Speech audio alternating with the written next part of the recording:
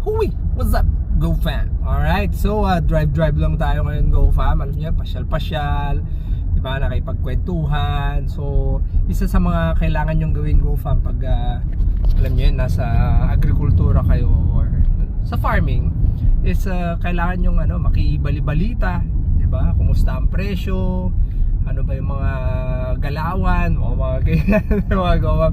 Kailangan nyo mag-research ng konti, basa-basa para updated kayo sa mga nangyayari sa mga paligid. Kasi hindi pwedeng bilang farmer, GoFam, hindi pwedeng nandun ka lang sa bukid mo.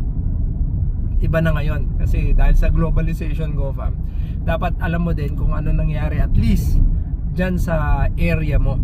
Okay, kasi mamaya mag full out, mag all out ka sa isang crop, nilagay mo lahat doon, hindi naman na pala maganda, o di yari ka na, di ba? Minsan dinadamay pa natin si Lord.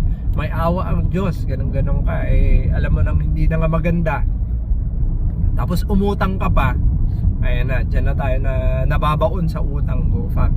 Okay, so kailangan natin makibalbalita, may pagkwentuhan, di ba? Kumusta ba ang lagay, kung tanim nyo ay mais or palay o kung ano man yung crop nyo, GoFam. Ayan, para at least makagawa ka ng mas magandang sound na decision kung mag-diversify ka ba, ano yung saan mo pwedeng ilagay yung kapital mo, kesa yung alam mo ng pangit na nga, parang mo lang pinukpok din yung sarili mo, GoFam, tapos umaasa kang makakabawi o mas kikita.